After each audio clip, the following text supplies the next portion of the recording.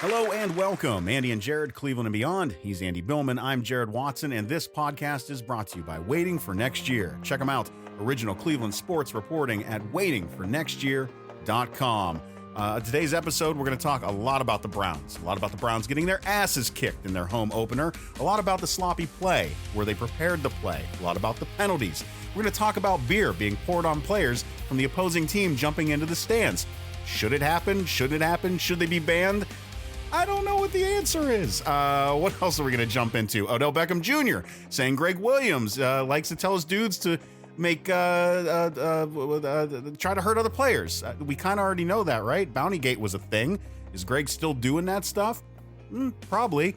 And obviously, the Browns are getting ready to head into New York and play those Jets, where Greg Williams is the defensive coordinator. This is going to be Monday night back in New York City for Odell Beckham Jr.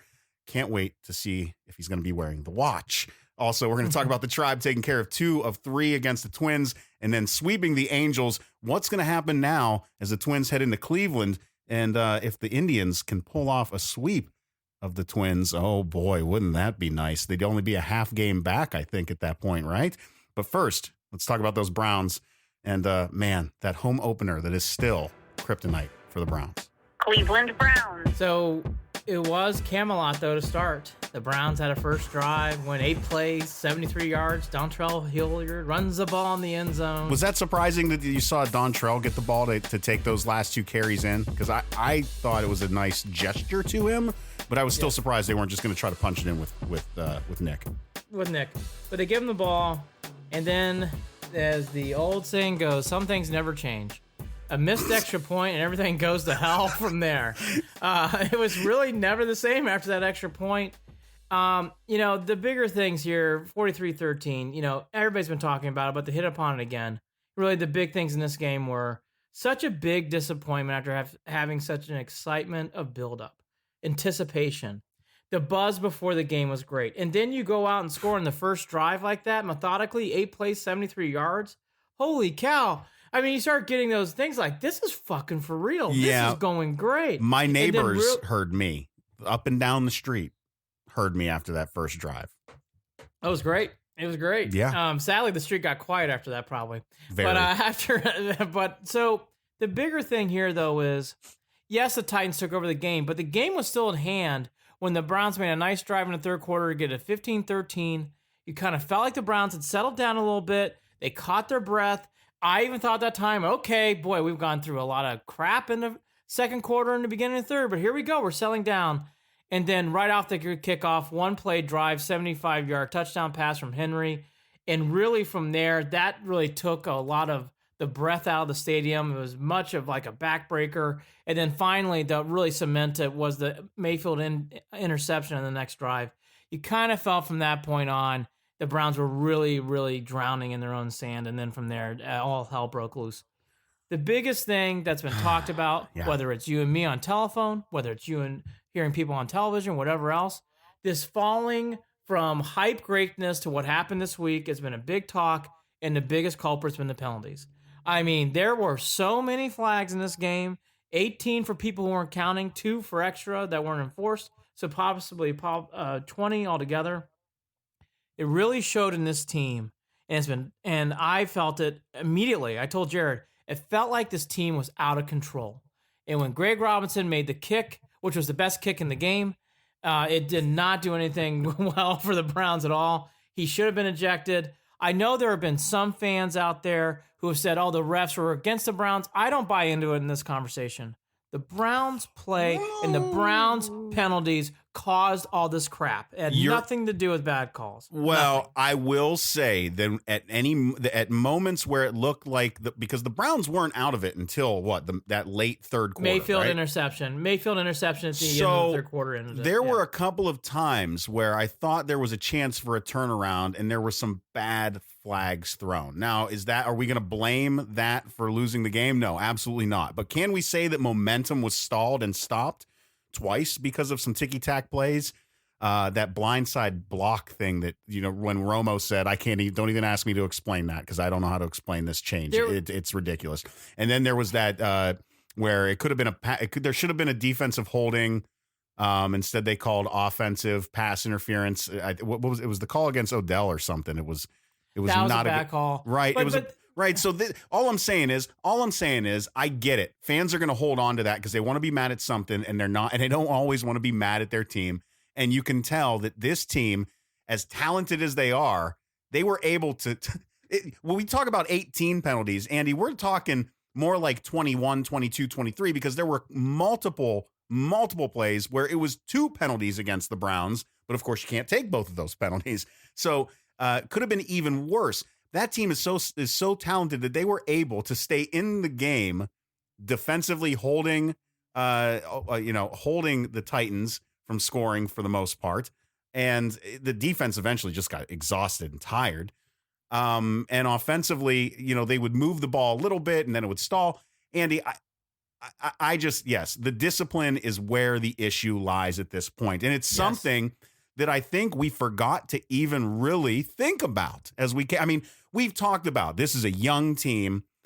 I don't know that we harped on the discipline as much. I'm still not going to. I know a lot of people are looking back to that Indy series or the Indy practice and talking about how, oh, well, see, I told you, coach was telling them they're going to stand up for themselves.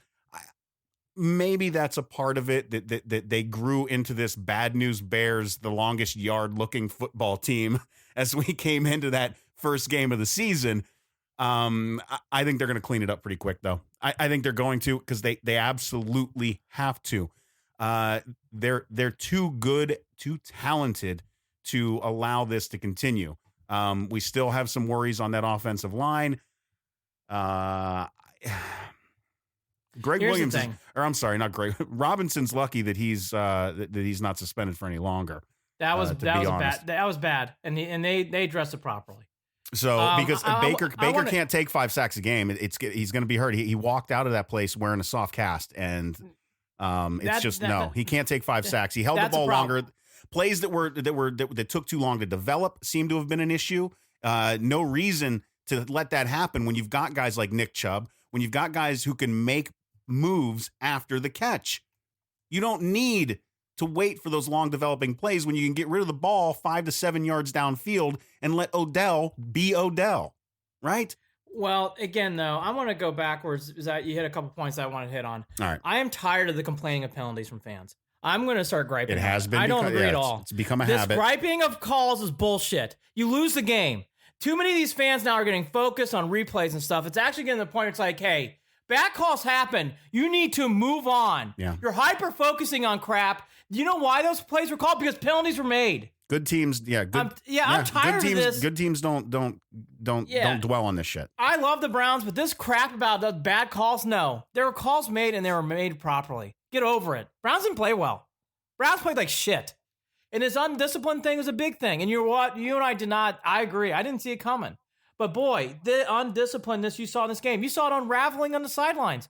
I saw players looking unfocused towards the end of the game. I saw players definitely looking frustrated. You could tell the Titans did a great job, and I give the Titans credit. They did a great job of going up into the Browns players and tweaking them. And the Browns took the bait and overexcelled. By the way, Miles Garrett, I don't think it was a punch, but he could have gotten ejected for what he did. Oh, he almost got ejected from the game. The open hand. Yeah, so there were several instances. How many times on 3rd down and shorts, hopping offside Sheldon Richardson? How many times someone hopping offsides in 3rd and 10 and making it 3rd and 5?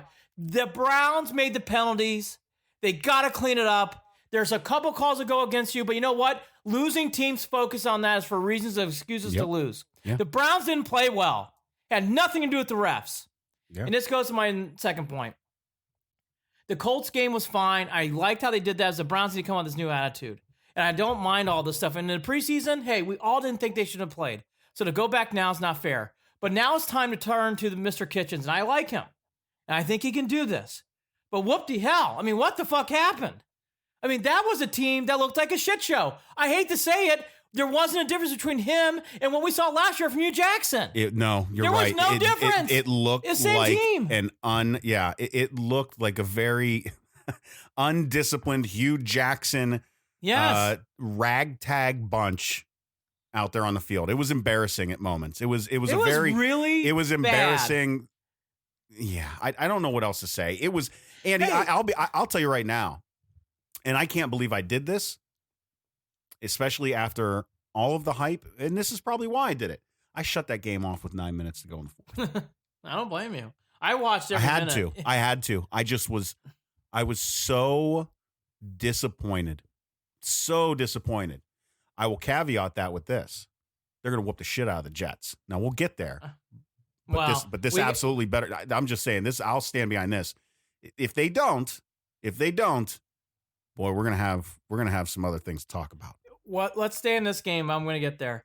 The big thing with this undisciplined team, and you're right, by the way, that's a huge look. We'll preview it. The Jets game is a huge game. Not understated. It's a huge game with Darnold out with mono. You better win that game. All right. The biggest thing with Freddie, too, that I didn't like after these games, some of these comments like, hey, we're very disappointed. You got to rise from adversity. Well, you know what, bud? You got adversity now. And I'd be buyer beware, Freddie, about wanting adversity. Buyer beware. Because now you got a lot of it. Because Jared hit it, and Jared's right. If you lose that game, it's not just you lose that game and you go play the Bengals. You come home to play the Rams on Sunday Night Football. Rams. You better get ready for that game. It's a huge game. Makes it even worse is you're looking at an AFC North where you... Now, I know it was just the Dolphins, but watching what the Ravens did and watching Lamar Jackson... Look good. That was a frustrating way to come out of week one. Good coach. Was it nice to see the Steelers get their asses whooped? We kind of had. I had a feeling that was going to happen the way it did. Well, it's the opener too for the exactly. The but here's the other thing too, and I'll say this: do you think Pittsburgh fans are freaking out the same way Cleveland fans are right now? No, but by the way, they shouldn't be because that's a different ball. These are two different. These are two different comparisons. Okay, and here's a bigger thing, and bringing it back to Freddie. I want to see some adjustments. Because I don't think it's going to be easy to make some of these adjustments all in 1 week. I saw things that were, yes, undisciplined, but from many people on this team. And on big spots, on 3rd and 10, there were multiple times linemen were jumping, making it 3rd and 5. You cannot do that and be successful. You can't do it. This is a game that's going to give them opportunity to slow things down a little bit, to have sound fundamentals, and to take their time. They don't have to get cute. So. They don't have to get cute against the Jets. Here's they just got to play solid football. Keep it clean. And they'll be fine. This is a big week for Freddie. He has got to get this team thinking about victories, play to play. Play to play. I don't want to hear about Beckham and Greg Williams, which we will get into, but I don't want to hear that in that locker room. I don't want to hear about watches and beer pouring. What I want to hear about is, hey, let's make plays, let's win, and let's do the right thing. Because this team got way too much to the hype of all those going around. And I did too. I think everyone did. No, we all got sucked in. We all did. And we all knew it was dangerous to get sucked in. But we couldn't help it. I couldn't help it. Nope. And we got sucked in, and it was horrible. The thing that concerns me, though, and look, I still believe in Freddie. I think it's the right hire. I'm not going back into any of that stuff. I'm not going back into Colts stuff. I'm not going back into preseason. Right. But here's something that I'm marking. I didn't see this coming. I don't like when comments come out of that from coach's mouth. Or I don't like things like, well, it's just one game. You know, Freddie? Yes, but that was alarming. It wasn't just, hey, it happened on a handful of plays. It happened throughout the game, Freddie. It happened throughout the whole game. I know that you could feel it. I know you could feel it. It was unraveling, Jared. It was out of control. I don't mind Coach saying those things because I have a feeling that coming out of the game, he's saying that stuff for himself and for the players. Fine. I know that's not what you wanted to hear. I know that's not what you think you should be saying to the media. No. I get that, but I don't think he was saying it for those purposes. I think he was more self-soothing at that point. Jared, if he says that crap after they lose to the Jets, if they do, I don't want to. Hey, I'm going to no, scream. You're right. Then, oh goodness, you're right. Oh goodness, you're right. I'm going to scream. You can't allow a terrible loss like that put you into a death spiral either. No, but Jared, here's the thing. I'm going to compare it to a college coach I noticed, and this is of course a team I root for. But I loved how Jeff Brom after Nevada game this was bull crap. We're changing it. Don't you worry. This was awful. What I got from Freddie's like, hey, we got this. We're in control. We want adversity. You guys see who rises up from adversity? Okay. I hope you're right. Because I'm telling you, you're under a lot of pressure, especially with Darnold out. A big reason, too, that I think this is just scary to me is he's only coached one game, Jared. And at times I thought this team looked like they were out of control. Where I didn't see them playing as a team. I saw them playing as individuals. Oh, absolutely. And they need to get that fixed. And I hope they do. And then the other thing, which is, that is very surprising considering the way that they had been talking up until that game. I know. But you are absolutely right. Those actions, they played selfishly. That was Hugh Jackson type stuff on Sunday. Sorry, was. That's not acceptable. And then you got Baker trying to force it and putting the team on his shoulders with a team that he shouldn't have to do that with. Yeah, I was going to say, I thought Baker was a one-man band. I actually thought Baker Mayfield played really well up until he had some moments, but really until that interception in the third quarter, I thought Baker played pretty well. Forced and then after that, forced to try to make something happen. Oh, by the way, run the ball a little bit early in the game. Not a ton, just run the ball. Yeah, no, air raid, Andy. On 3rd and 1, run the ball. Yeah. Just run the ball. Yeah, I said, they don't need to get cute. Get cute. They don't need to get cute. The other big thing I noticed when you're in your end zone and taking a safety. That was Hugh Jackson-like. Yep. That was Hugh Jackson-like. I will say that's the one issue that I thought that Baker had. He was staring down his receivers a little bit too much and taking too long to get rid of the ball. But again, I think that had to do with the play calls. I don't know. I also thought Higgins coming out of the game affected him. I thought Higgins not being there. Is Higgins' ankle better yet?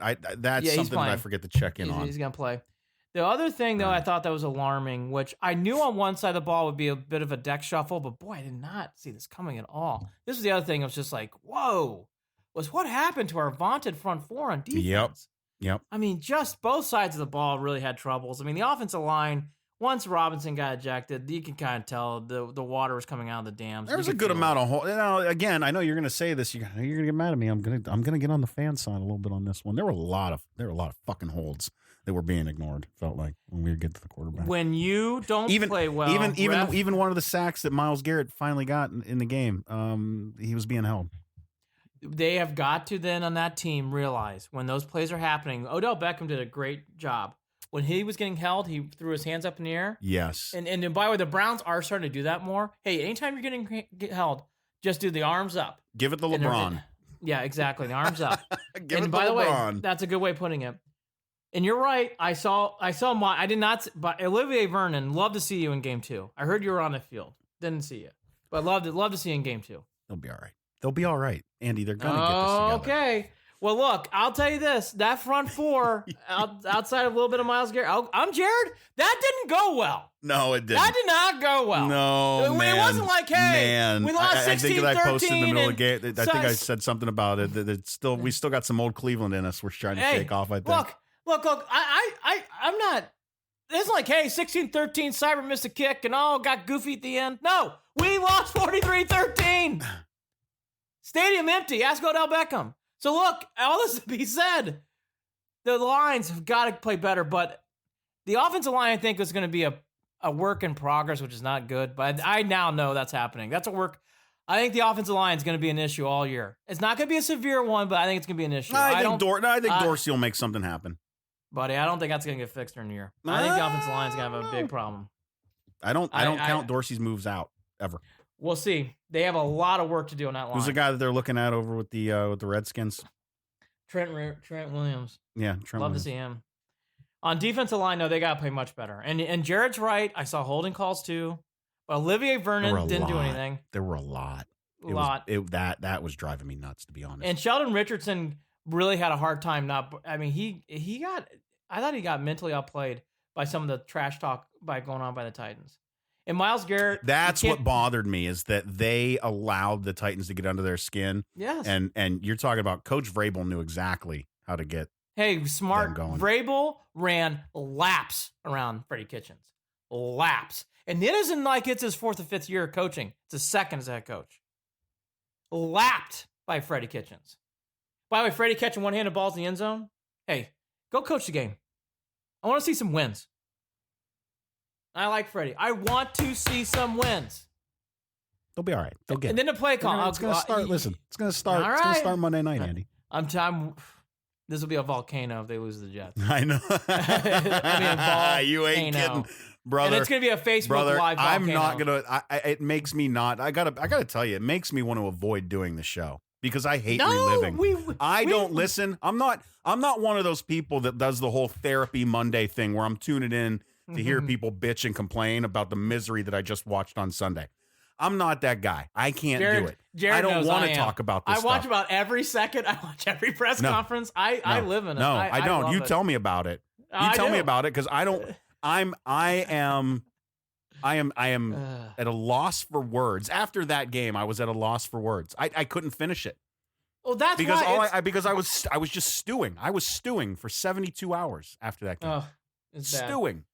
The play calling, I don't want to get too much nickel and dime about, but I said the 22-8 ratio in the first half. That's alarming. You can't be making that many passes. Nick Chubb had a game where he played okay, but he never felt Nick Chubb's presence. That's not good. You got to feel Nick Chubb's presence in this game. He's a good player. Let's use him. And by the way, because they didn't establish it correctly. Exactly. And that's very true. I agree. And the other thing, too, that was a big Browns staple last year when they won, 1 in 10 on third downs. You got to convert third downs. Browns were just never able to keep the drives going. And they had third and ones they weren't converting, so it wasn't just third and longs all the time. And then, like I said, I think this needs to be brought up more. I think, we discussed all these other things, but I really want to put some onus now on Baker. I thought Baker played well until the fourth in that late third interception. And some of it can go on Beckham because you can tell the timing's not there. You can tell there's some things that are out of rhythm. You can tell he's lifting this whole thing. Jared, the one thing I'm noticing, though, is Baker's still a very, very good player. And I thought he looked stressed out, and I could tell towards the end of the game, he was getting that look of like, oh, shit. Yeah. We have a lot to do in this week to win this next game. A lot to do. Again, here's what we're looking at, Andy. Here's what we're looking at going into Monday night. Clean up the penalties. Yes. See if we can get a little more pass rush. Protect Baker. Establish the run. Like all these, yes. Don't get cute and just go with your, start out with some 5, some 7 yards. Look for them slants. Look to catch Odell in open space. No need to heave the ball downfield, and look for those 25-yard passes all the time. I don't think, I really think if they, and I'm not saying to play conservatively, I'm saying get them in a rhythm. Get this team in a rhythm. This team needs to play like a team. They play like individuals on Sunday. Well, when they can get in a rhythm and when they can look at the guy to the left and the right of them with a little smirk on their face, they'll be all right. They'll be all right. I think the Browns, obviously it's one game, and I am even myself doing a little overreacting here, but it was just so alarming for how high we were feeling to how low it felt on Sunday. And there were some real depth in there too, where it's like some of it you can just throw away. The 18 penalties, there's no way it's going to be 18 penalties next week. We all know that. But there's other things you see in there where it's like, man, that needs to be cleaned up. Man, that needs to be cleaned up. Man, that needs to be cleaned up. I'd rather have the humble pie now than later. I was going to say that too. Yeah, you don't want to be talking about this in December. And I like getting everyone against this team again because this team thrives on being the underdog. I think more so. I mean, this is Baker's. All right. Right. I mean, Baker likes the doubters. Right. Jared, I mean, this is going to be all right. Jared, this is a ton of adversity though. Already. You ain't kidding, brother. One game. But we asked for it. I don't care. This is no. I don't. I'm not blaming. We have what should be one of the best running games in the league. We have what should be one of the best passing games in the league. Right. We have what should be one of the best front four on defensively in the league, and we have got guys in coverage that should be getting some takeaways. Now, we haven't mentioned that Mariota took care of the ball pretty well too. That, and then the other alarming thing too. I mean, I want to mention a couple of players. I really thought that there would be some takeaway. Denzel Ward looked like a guy who hadn't played in a while. He did not play well. He had a really rough game. And the other guy too. I do want to say again. And by the way, I know when Juco scored that touchdown, he makes so many drops. Too many drops. I'm ready to Too many drops. I'm ready to ship him off next year. I I don't want him back. I think he needs to rub his hands in Gorilla Glue before he gets on the field every series. It's mind-numbing. It's bad. It's bad. There was a pass that he could have went up for that went right through his hands, and I just and Romo said that I think he said that Baker put too much zip on it, and I thought to myself, that's bullshit. That dude's got giant paws, and he's a big man, and he should squeeze that ball. Gotta catch that ball. Yeah. I thought the Higgins injury actually played a role in this loss too. I thought that was a go-to receiver for Baker. You can tell already. Yep. And by the way, I thought the effects of Callaway being suspended was felt in this game because Callaway was another guy he'd go to in big spots, and Callaway's not playing right now. Yep. The other last thing I got though, going to Mayfield, I think this is a lot of responsibility on his shoulders too. I thought he played. Again, he didn't play great, but I thought he played okay. But he's got a really. I feel for him. Because I could tell how much the stress of that loss he felt like in the press conference, and he felt at the end of the game. You could see it on his face. He has the passion. I love that kid. I want him to keep all that stuff. The only thing is about this team, and not so much Baker. I'll put this more on Freddie. Oh, we want adversity. Well, you got it. You got it now. Mm-hmm. Just be careful with that stuff. Mm-hmm. You still got to win the game. You still got to make plays in big spots.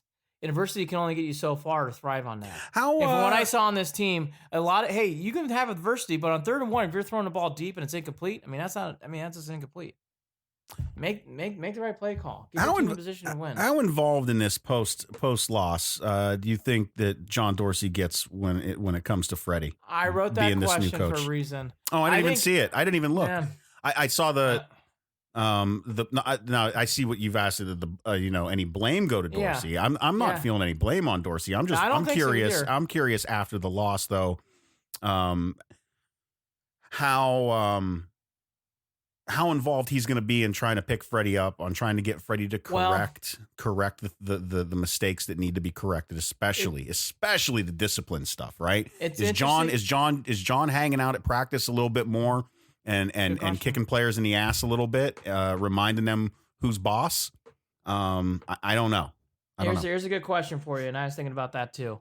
I think Dorsey's going to coddle him at first because you need to the first-time head coach. You need to be there to support, and you give advice. I'll say this right now: Dorsey's going to start getting nervous if this team starts rolling out more games like this. It's one game. Yeah. It is what it is. But I thought, to your point, Dorsey. That was some tough gum by the end of the game. And that gum didn't taste so well as the game went on. Yeah. Got to clean it up, buddy boy. Got to clean up. And by the way, I do want to say one-liner. Kudos to the Titans. Vrabel had that team ready, focused, and Henry looked good. And they outsmarted and outplayed mentally the Browns, and it came off. I thought their game plan was much better. Now they did a nice job being chippy and getting into the Browns players' heads, and it showed throughout the game. Right. Kudos to Vrabel. Kudos to those guys. They deserve to win by 30 points. No doubt. I know OBJ took back the seats thing about, hey, fans should stay in the seats late in the game. So he clarified a little bit on what he said, and I get that too. I'm never going to get mad at Odell when he's talking about when he's being passionate about. Now he was wrong what he said, but I'm not mad at him for it. And you said it best, Andy, when you said people pay good money for these tickets, and they spend their money if you spend money. For these tickets, you do what you want. You can leave whenever you're allowed to leave a movie. You're allowed to leave a concert. Yeah, if it's a shitty movie, you leave the movie early. You can leave whenever you want. There's nothing wrong with that. I don't have much on this because I don't care. This whole watch thing, I just wear the watch, take your fines. I don't give a shit. Care. The end. I don't care. The air. It's a plastic watch. These guys wear braces. The NFL is archaic and terrible with their the way that they legislate and the way that they're super, they are strange arbiters. They are strange arbiters in a sense that they worry about the things and I talk about this in any situation that in a work environment when big important things, when you don't have answers or ways to fix the big important things, you worry about the small shit. Yep. Right. And this is small shit. The NFL really needs to figure themselves out with what really matters and what doesn't. It's a damn watch. Stop it. These guys are wearing metal ass braces on their knees and on their arms. Some guys are playing with they can play with casts too, right? On the line, can't they? That's right. Yeah. So stop it.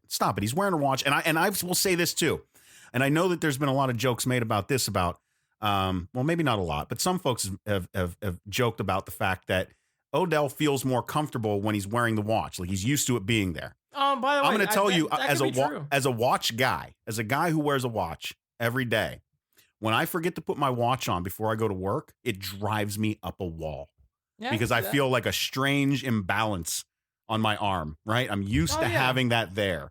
It just, it feels like it's supposed to be there. I'm used to shaking my arm around and moving it around. I'm used to having it there. Yeah. Bottom line is, I get that. So if he feels comfortable having that watch on his wrist, believe it or not, that shit kind of makes a little bit of a difference. Whether it's all mental or not, it makes a little bit of a difference. He's going to wear the watch. Hey, the bigger thing here before we get to the pouring of the beer thing. Yeah. The big thing I want coming back, and we'll put this more in the Jets game, but I want to get this before the Jets. A big impression too that I want to hit. I want to see the stars be stars more. Yeah. Beckham, Landry, Chubb, Mayfield, Myles Garrett. I want to see these guys flare. Be honest with you, Denzel Ward played like a Pro Bowler. I'm not saying everybody has to hit a home run every game, but Jared, we got these high-priced talent, and you need them to make plays and shine. It's all up here with them. We'll see. All of this is mental. You can be intense and fired up, but it has to be controlled and directed. Right? You've got to channel that energy. Yeah. Yes, and I want to see lots of Nick Chubb. I really want to see lots of Nick Chubb. Yeah. The beer pouring thing. There is a rule that came out in the 90s about Lambeau leaping for fans who forgot. Good. I'm glad you're going down this because I'm So it's a rule that came in, and the only place you're allowed to do it still is Green Bay, because in the 90s for a while it became trendy for players to hop into the stands after they scored a touchdown. And the only place you're allowed to by rule, because it's grandfathered in, is Lambeau. They call it the Lambeau leap for those who don't know. So that is the one place you can still do it. They don't enforce that rule as much recently because players stopped doing it. And now it's become a thing again, and you saw the Titans player go into the crowd. Here's my two quick thoughts, and again, it's kind of like the watch. I don't have a lot more other than that. I don't like the fan pouring the beer on the player. I don't think that's cool. I don't think that's great. I wish fans would not do that stuff. I would never pour a beer over a fan. I mean, I'm sorry, a beer over a player. Right. But the other half of it's very true, too. That's why that rule's in place, because as soon as you jump into the stands, it's dangerous. It's not dangerous so much you could injure yourself jumping up, but it's dangerous going in the stands with people who are all been drinking and in the sun all day and doing God knows what, and they're out there and you're jumping into the stands. So, it's a dangerous play for Logan Ryan to be doing. You're taunting the opposing team's fans. You are. It's a taunting. It's a 15-yard unsportsmanlike conduct taunting penalty. If you want to be real about it, You're right. Again, the only thing that I would suggest, I don't like this. You have to, when you get in the stands, hey, you got to berate the player and you got to pour beer on them. I've never been that guy, so I will never be that guy. So no, I would never waste my $12 12-ounce shitty water beer. Yeah, drink in your throat. It's so expensive. But anyways, that's my whole thing about the beer pouring thing. But the only thing that I'm observing, which I think is funny, is this happens in games all the time. It isn't like it's that unusual. There's usually 3 or 4 incidents a year when this happens. So to say that this is a unique moment is not the case. What is unique and what is, of course, typical like crazy Brown stuff, they're trying to find this fan. They misidentified him. Yeah. They're trying to get him punished. I don't know if they're going to be able to find him It's not the wedding DJ. It is not the wedding DJ. So I will just say in simplicity, because I think I've hammered home the Titans game enough. I thought the beer pouring misidentified fan kind of summed up game 1. It just was a fucking mess.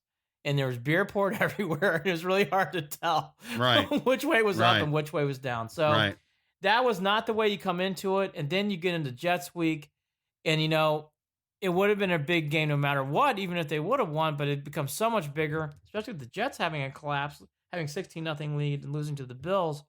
And then you get a gift. Sometimes, Jared, you need gifts. The Cavs got a little gift when Draymond Green kicked LeBron and got that whole thing kicked off in the NBA Finals. Jared, the Browns got a gift. Sam Darnold's out with mono. And the backup quarterback is Trevor Siemian. If for people who don't remember, he played for Northwestern. He's average at best. This is a gift having him out. It's an awesome opportunity for the Browns to win this game on Sunday. Monday. It is, and it goes right back to what I've been saying. Play fundamental football. Keep it clean. Yes. Treat this like a game. Treat this like as the opportunity that it is for you to tighten things up, not to experiment, not to try new shit. This is where you really need to come onto that football field and just play football. Yes. Just play football. Here's where we're going to run into those issues. If we sleep on Trevor Siemian, if we don't prep and don't pay attention to the game tape, because this team wasn't getting ready for Trevor Siemian. They were getting ready for Sam Darnold. Yeah. So, although at the same time, it's going to be limited play calling for him. Yeah. Also, it looks like, and I don't know where they stand on this right now, but Bell might not be playing too. Probable. Did they get the MRI? So the MRI, did they get I didn't see the look at the MRI yet, or I'll look as we keep talking. But C.J. Mosley, who of course caught the interception in the Brown season last year, he's also probable to growing. And there's several other. You got there Quincy Inuwana, he's on the IR. Chris Herndon, he's suspended, so he's out. Quentin Williams sounds these are two teams that are very much two teams that can very quickly spiral out of control. Yeah. One of these teams has a shit ton of talent, and it's all mental if they do. The other team, it's just a team that isn't going to be able to help itself. I think the Jets are going to be who they are. And I think that Adam Gase is a guy who, I don't know. I mean, we knew this coming out of Miami. He's a guy that he throws his players kind of under the bus a little bit. So I don't know that he's going to get a lot of love later on the season. Well, the bigger thing with the Jets and the Browns is you need a win now. And the Jets do, especially because this is their second home game in a row. You can't lose this game, right? And expect them to do big things. And the Browns the same way. And then you throw on top of it, which has kind of been in the background because of all the Greg Williams stuff. Beckham comes back to New York as well, so that's also a big storyline here. And Beckham's going to want to shine. And then you have all this stuff going back and forth about Beckham thinking Greg Williams is a dirty coach, which is not news because he's been rumored for that for years by many players and many. Hey. Did you see the video? Yeah. The video chop down of some of those plays against the Bills, of those late and cheap shots that they were taking, and got away with them. They only had one flag, and this is where I have the issue when it comes to the penalty flags, Andy. These refs, when they got to make these calls. They can't be missing this stuff. Yeah. People are going to get hurt. And the Browns had better not react to these things. But they better flop. Jared, I'm not disagreeing about that, but calls are missed all the time. So you can't get affected by calls being missed. But here's what you can't. I'm hoping that the awareness is there at least now because Odell said what he said. That refs are going to have the pressure on them to pay attention. I think they're going to be on high alert. The bigger thing I've learned about all sports, not just football, basketball, baseball, whatever. When you're losing and you're not playing well, referees start calling things quicker. They start making things. Because you're not playing well. Yep. It's easier. Yep. It's like, hey, yes. Yeah, it's on the fringe, but you probably, yes. And when you're winning, you don't see as much. It's just the nature of sports. When you're playing well and you're grooving, you'll notice. And who do they call? They call guy number one or they call guy number two? No, guy number two. It's always guy number two. So flop your ass on the ground. Do your little snow angel routine on laying on the grass. Get the attention of the refs. Do not pick fights back. Don't do it because I get they're gonna try to do it because the Browns have a target on their backs and they've already shown that they will react and that shit that's the stuff that will carry and reverberate toward every one of the teams that they will play every week if they don't get it under control. If I were writing right the fuck something on the chalkboard, I'd be like, short fuse. The Browns have a short fuse right now. I saw several instances where it's like, gosh, calm. I mean, yes, but don't act like that. You got to take that in hands. You're going to get called for that stuff. The Greg Williams Beckham thing, here's how I take it. Jared's right. There was obviously some stuff that he thought Buddy Calhoun did to himself when Williams was still coaching for the Browns. He felt like that was some cheap stuff that went against Beckham. Again, it's not new news about this because Greg Williams has got that reputation and other coaches and players have said the same. I think what it does, though, is what Jared brought up, is I think Beckham did this on purpose to bring awareness that, hey, I don't want this shit happening again. And by the way, And by Cool. the way, I'm smart. glad he did it. By the way, there's a smart play for the Browns already. The game hasn't even started. The other big thing in this game that Jared hinted on, by the way, Le'Veon Bell is expected to practice tomorrow, as we all know. Normally in a practice week, it's Friday, but this week, because it's Monday, it's Saturday. So if he's dressing and practicing Saturday, Jared, he's going to play Monday. So Le'Veon Bell should be playing. The bigger thing with this game, we kind of harped on it from the Titans game, so I'll hit it one more time. I don't need 50-50, but at least 65-35, 60-40 pass run. You got a good running back, use them. And I really think this offensive line, whether you bring a tight end, whether you bring in whatever you got to do, I agree with you at times. Definitely Mayfield had a hard time finding receivers getting open. Again, I think that has to do with preseason and players not practicing on a live field. But now that happened, hopefully all those jitters get shaken out. Oh, not to jitters, that's not the right word. Hopefully all their timing gets shaken out. Because in this game, the Jets defense is good. It's not great, it's good, but can be scored upon. And the bigger thing is, Jared, that I guess we should mention, and this is where it goes to your point too. If there's 20 more points being scored by the Jets in this game, on our defense, we have a problem. Because Le'Veon Bell aside, I mean, this team is banged up on offense. Yeah, this is where, hey, if they can get up early, they'll be all right. Andy, I don't see this game, and I hate to do this right now because you get nervous in regard to what happened last week. Very nervous. But if I avoid last week, it's gonna take the Browns a lot to lose this game. That's true. Right. It's gonna take a lot for the Browns to lose this game. They're gonna have to force their own loss. I know what you mean by this that Monday comment. night matchup. I think you're right. And Higgins should be playing. Batonio sounds like he's limited, but sounds like he should play. It does sound like Hilliard's out because he had a concussion, so I don't know if you're going to see him. And I don't think you're going to. And I don't think you're going to see Lamb in this game either. But again, they have a. That's I'll tell you what. Out of all of those injuries, that's the one that pisses me off because that's the injury that never needed to happen. That injury happens because somebody doesn't know how to control their fucking legs and wants to start kicking. And I'll tell you what also bothers me. He denied that he tried to kick him. That bothers me. Not good. It's not good. That bothers me. It's not good. So the Browns come in hobbled. The Jets do as well. All that to be said, I think we kind of harped. You can kind of tell where our conversation is going from the Titans game into today's game. You know, all the storylines have been about all those things, whether it's beer pouring in the stands, OBJ's watch, the Greg Williams saga. I kind of hear from your voice. Look, before Sam Darnold was out, I was having a really hard time figuring out who's going to win this game. Because I was like, God, this is a big game, and I could see them rising and winning it. You cannot take. Yeah, they want revenge for last year. I cannot take the Browns against the Browns. You got to take the Browns. They have Jared. This is one of those moments in your sports fandom where it's like, I think they have to win this game because it just makes too much sense. I think it's going to be a nail biter. I think the Browns will find ways at times to make you nervous.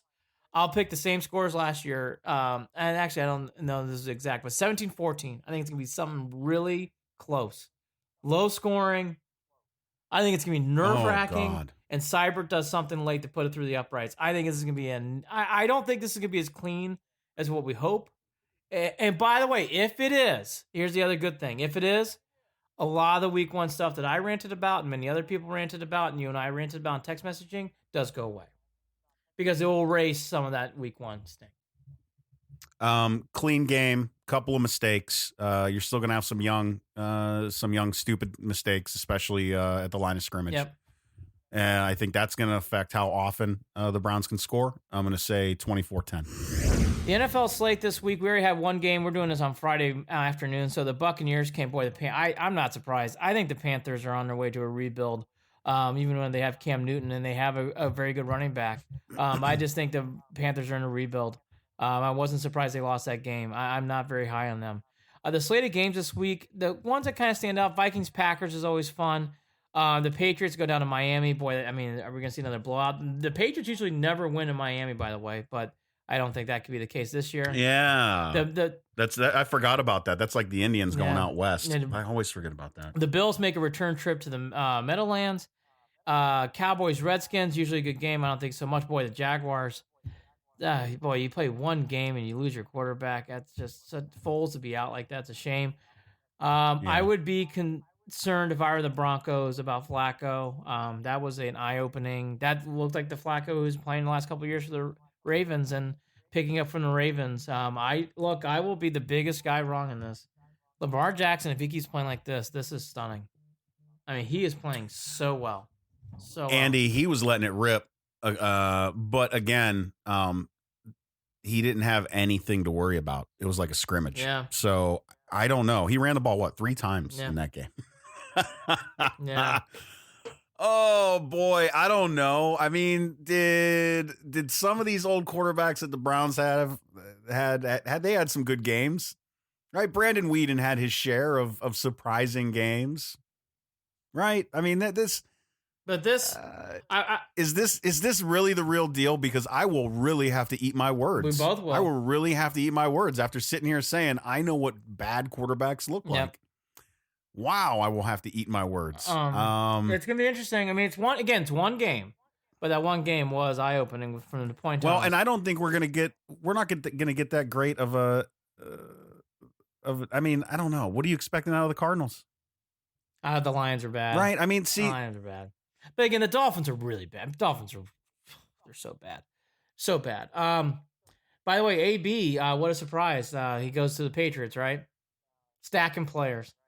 Just stacking players. Good to see the Saints win. Yeah, you could that wasn't it's vomiting. It feels shady. Yeah, it does. It does. It feels shady, the way that it went down. You feel for the Raiders in a sense, if you can feel for the Raiders, which isn't normally something I would say, but in this situation, the Raiders really got duped. They really did. They got duped because this dude acted a fool on purpose to get the hell out of there. And he knew exactly where he was going once he was released. Yeah. The other one I want to note too is good to see the Steelers fall on their face, even though it was the Patriots. It was nice. I needed that. Oh, it was nice because the bullshit out of the fans stopped 4 hours, 5 hours after. It ended rather quickly. Thank you. That was a nice Pennsylvania. Yeah, that was a nice face plan.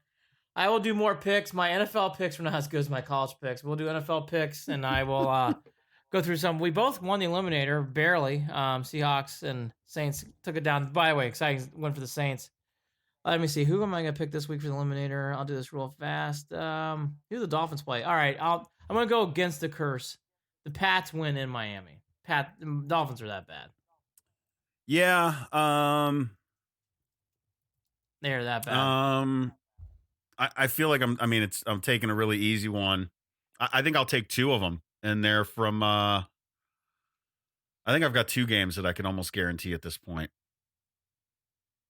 Kansas City over Oakland, absolutely, and the Chargers over Detroit. Which one do you want?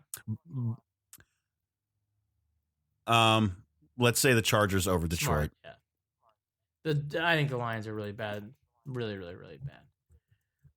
Really, really bad. The Sunday night game this week is the Eagles at Falcons. Boy, that's gonna be us. I think the Falcons are bad, and then as we already said, the Browns and Jets for Monday night. It was a tough week though for Cleveland. We had 2 tragedies this week as a sports fandom group. The first one was Chris Smith.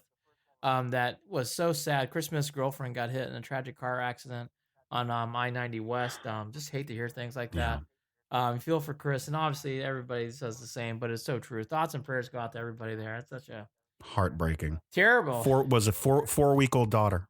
Really, really sad stuff. And I mean, simply just getting out of a car and trying to see what's going on with the tire. You hate to hear stuff like that. Scary because that happens to all of us. All of us at one point have pulled over a car and trying to get something fixed, and to hear something like that happening is just frightening. And then, of course, the other big news that was also really sad and sudden was Fred McLeod. He passed, and longtime Cavs announcer. He's been doing Cavs games since 2006. He's a lifelong Clevelander. I forget the town. It actually says here, Strongsville. He's from Strongsville. And just a sad son had a heart attack and passed. And you hate to hear things like that. And again, same thing. It was nice. His wife, who works for Cleveland Local News, reshared that video that she took, I believe, on her cell phone in 2016 when they won the championship. And yeah, Fred's sitting there. It's a really nice video to remember. Fred, him crying in his hands that it finally happened. And I was admittedly I was at work in my cubicle and I teared up, man. That was that one bummed me out a lot. Well liked, well thought of in the community. The McLeods are a very big impact on the community, and you hate to hear about what happened to Fred. So, sad to hear that kind of stuff. And yeah, I did want to touch upon it quickly before we get to the tribe. All right, turn the page. The Indians. Cleveland Indians. So every time you count this team, I was asked this on KNR on Thursday. Every time you count them out, they bounce up like a rubber ball. Every time you count them out, they bounce up. And here we go again. The Indians with a good way this time. Every time you think they're out, they're right back in where you wanted. The Rays lost on Thursday night, so everything in the wild card is really nip and tuck. And the Twins, who seem to have an insurmountable lead, is only 3.5 up. And Jared, I think they're actually running out of gas, from what I can tell. But we thought the Indians were running out of gas, Andy. Well, I think the Twins. All right, I'm going to hit it before we get to this other stuff. I think the Twins, for the first times, I've been the one who's saying, no, you're not going to pass the Twins. No, you're not going to pass the Twins. No, you're not going to pass the Twins. Jared, for the first time, I can see it from afar. It's like the Twins are feeling it. Now, is there enough time to catch them? We will see. And the Twins have a far easier schedule down the stretch. Far easier. But boy, have they made it interesting with the losing to the Nationals the way they did at home this week. Very interesting. Well, I will not say that it is out of the realm of possibilities for the Indians to win 3 of 3. I will say that it's an absolute must that they take 2 of 3. You have to. So we'll see how that plays out over the next couple of days. As for some of the things that could end up hurting the Indians in this quest to take back the Central, which who the hell thought we'd be talking? Andy, this is twice now, 3 times now. We're talking about something that we felt was absolutely impossible. Saw the body come into the ER. I mean, no way. And here they are on live. No. They're still kicking. But, amazing. But one big setback that's going to drive me nuts is just the fact that we already have issues on the back end with that bullpen. Yeah. And Brad Hand's arm is just dead, right? I mean, that's what the team's saying. His arm's dead at this point. Andy, I don't know how they're going to keep it together if they can't have nights where their bats go to sleep, and we know that this team does that. Yeah. Here's the one thing I'll get into Brad Hand about. He did have, during the debacle that was going on at First Energy Stadium, Brad Hand actually saved the game in Minnesota. So he did have a nice appearance right before everything went. But nobody saw it. And I'll be the first one to tell you I didn't see it either, because I was at a football game for my son. But Brad Hand, whether it's a dead arm, whether it's a little bit of he's got an arm problem. There's no doubt. The bigger thing I'm noticing with the Indians, though, is I like how they're going about it now, Jared. In the 9th inning, if you have to, multiple guys come in and out. And I'm already seeing it. Clipper come in for an out. Simber come in for an out. Oliver Perez come in for an out. I like that. Wickren come in for an out. Yeah. Hey, in the 9th inning, I think that's what the Indians have to do. And that's not the most... Well, and it's almost playoff baseball the way that they're doing that. Well, it's not economical, but honestly, it's like... I like how they did it the other night in the Angels game, where they basically brought in, again, I think it was Wickren, Perez, and Simber. I like that. You're being surgical. Hey. And you're not burning out arms. Hey, you're... With the knowledge that you're going to have to use multiple arms. Hey, you're getting the win. That's what you need. I mean, that is... Hey, and we are at this point of season where they got to dig down deep. You're right. I'm interested in this move of bringing up James Karinchak. I don't know anything about this kid other than there's folks asking, what are they going to do? Throw him in the back end? Is he going to close? Is this really something that's possible? Well, it's getting some headlines, and obviously he brought some attention. So I would just leave it at that. I've learned in this process in baseball, we've seen the Jared Wrights, we've seen other people come through. It's wait to be seen. You really can't do anything until the guy comes through. I have not heard of this guy at all, so I don't have any read on this. So usually you get a vibe. Like Jeffrey Rodriguez has been back for a while. I haven't seen him pitch yet. That's a guy I'd like to see him take the ball a couple times. But all that to be said, that the Brad Hand thing, you do hope that gets resolved. You do need Brad Hand's a plus. You need him in the playoffs. He's the closer. You got to get him back at some point. But if they don't, Jared, I like what I saw again. I like this idea of using multiple guys to get the last 3 outs. I think it's a smart way to go. And you'll have guys who can go like a Plutko and other guys that can get you through a playoff series to get you through that point in case you're like, hey, I'm worried about tiring arms. Well, you'll have definitely a Plutko. I'm guessing you're going to have Plesac as a starter. Is it's going to be Bieber, if you can make the playoffs, Bieber, Clevenger, Plesac, and Savali, I would say. Or I wouldn't say Plutko is probably going to be your fourth. So those are your starting 4. And then you can put Plutko in the bullpen, which I think will be a nice addition. And then you got Cookie, who after his first 2 appearances out of the bullpen has settled down. He had a nice performance on Wednesday. He looked better earlier in the week too. And the thing that I like about this team right now, that I saw it in Anaheim, these games are out late, but I watched a couple of them as I was working, God knows how many hours for a different podcast. But the Indians, 9 hits, getting 6 runs. Only, milking hits, Jared, milking opportunities to get stuff done. Reyes with a big bases clearing double on Tuesday night. Chang getting a big home run on Monday night. You're seeing guys hit in big spots with men. I love that he's making a difference. I love Reyes and Chang both. Yes. Both.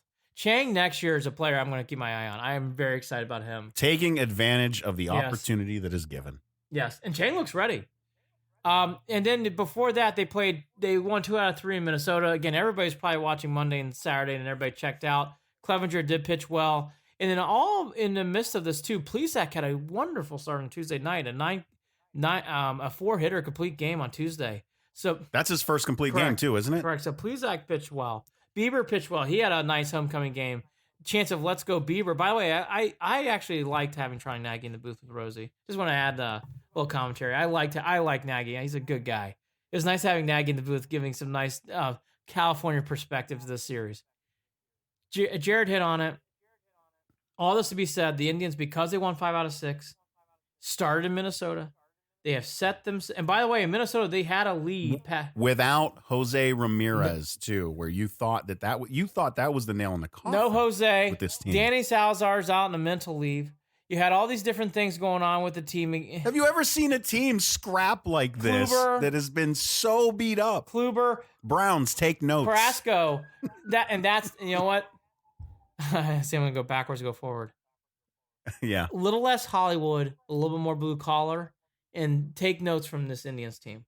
This Indians team is so likable, Jared. Everybody comes in, they play hard, they do whatever it takes, and they're getting wins. I mean, look, people, and they don't care that we counted them out. And by the way, they didn't just Frankie don't care. No, and by the way, they didn't just sweep the Angels. They swept the Angels for the whole series. In fact, I don't know when the last time they've lost to the Angels. It's been a while now. The Indians are winning games and taking advantage of situations. This is a big series against the Twins starting tonight. Tonight being Friday and Saturday, Sunday. Huge series. I will be all over it. I will be watching these games. This is the opportunity, as Jared said, to really get back into Central. And I think if you start leaning on the Twins, I think they'll break. I think the Twins are finally showing some signs of stress and wear and tear in the season. Mm-hmm. I didn't think they were going to be able to do it, the Indians, but I will actually say for the first time, I think it's in play. If you win 2 out of 3 or sweep. I really think it's in play. I think you can win the Central. I can't believe I'm saying it. I think you can win the Centrals. I think the Twins are really having a hard time getting momentum to do anything right now, Jared. The only thing that gives me pause against still, and I still think the Twins win it, is just the Twins have a far easier schedule after this series. The Indians still have to play the Nationals, still have to play the Phillies. Those are 2 teams competing for playoff spots. Well, I told you, our requests for tickets are in. I should be at that last game of the season. It's going to have some meaning. At Nats Park, and I swear, Ooh, wow. It's going to have some meaning. Wow. I mean, just the fact that I'm going to be there at that game. Not that I would love it if they already had the lead in the first, or had the lead in the Central. It could be a clinching, some sort of clinching something game. And again, it's going to have meaning at the end of the season. Will. You ain't kidding, man. And again, go real quick, and then we'll do the wrap up in college football. Really, really impressed by Whitgren lately, Clippard, and Perez. Those guys have really done a nice job of getting out to big spots. Not easy. And Simber and Goody, it's been up and down, but those three, Wickren, Clipper, Oliver Perez, have really been stars lately. Clipper's been a quiet, great addition for the Indians. Really, really has played well for the Indians. I can't, we talk about Santana, we talk about other guys. Clippard's another guy. I don't know where the Indians would be without Tyler Clippard. He's made a lot of big pitches this year. You can't count them out, Andy. That's the bottom line. You can't count them out, and we're learning that repeatedly. Can't count them out.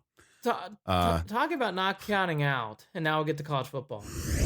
By the way, I'm going to, you know what? I need this. I'm going to pat myself on the back. I'm going to be a bit of an asshole here. I went 3 for 3 in my picks for college football. I think I'm going to go 6 for 6 in baseball for picks for under-overs. The Brewers have gotten hot, so I think I'm going to win the Brewers pick now. I just want to say to everybody out there who's gambling, hey, look, you are basically not just listening to a podcast. You are in Vegas right now. I'm you have guru advice at your fingertips. I'm doing this, and I'll go 0 for 3. But thank you, A&M, for the late touchdown. I noticed it. Thank you, Nevada, for not showing up and losing by 70 points at Oregon. And Army did everything I thought and more against Michigan. I knew that. Wasn't that great? Oh, my gosh. I knew that was a great game. That was a great line. 22 points. My gosh, what a great line. I watched that on a treadmill television at the gym. That's how I watched the end of that game. For those of you who don't know, I love college football. And even though I am not a Buckeye fan, by the way, Boilers are a big win, beating Vanderbilt. My dad and I and probably 10 other people watching the game, but it was a big, great win. Ohio State, though, that was the win. And that's why, maybe to Jared's point, I shouldn't overreact about week 1. Well, a lot of people I thought was overreacting to Ohio State after week 1, saying, they lost their edge. Justin Fields, wow, did they roll against Cincy. Justin Fields, 20 out of 25, 224, 2 touchdowns, 42 more on the ground yards, 2 more touchdowns. And then I thought that was big, obviously. Then the other one is Dobbins. He looked great. 17 carries, 141, 2 touchdowns. Against a good team. Not great, but a good, solid middle-of-the-road team. And a lot of people thought that was going to be a type of catch game that we thought that this that played out the way it did with Army and that team up north. It didn't play out that way for the Buckeyes. They took care of business. It was an ass whooping from the beginning. Defense looked great. They shut down the Bearcats. Look, we'll see what happens in Bloomington, but that was the win that I think should cement and quiet down some of those other thoughts. Great win for the Buckeyes. I mean, you hate to say it, you didn't think that was going to be possible, but that was a great win. You tipped it off. Look, Ryan Day is stepping in and taking care of business, and this team's coming in focused. Hey, 2 games in, he's at the FYI, Freddie. That's how you start a season. Yeah, he's writing his own checks here. That's what he's doing. Michigan, and by the way, I'll be fair, they're playing Cincinnati and, good old FAU. So in fairness, I mean, that's not the Titans. But anyways, going to Michigan, that is what we previewed a week ago. From everything you read, from everything you saw, Michigan's been overhyped. And they are overhyped. They're not a bad team, but they're not top 10 good. Army had a lot of chances to win that game. They just couldn't pull it off. Michigan did enough to win that game. They got a turnover in overtime to seal the deal. Michigan's got a lot of holes to plug, Jared. And the more I watch Michigan, it's one thing if you have a little bit of surprises here and there in players, but Patterson in that offense looks woeful. They struggled to move the ball. They struggled. One thing not to stop Army. They're lucky.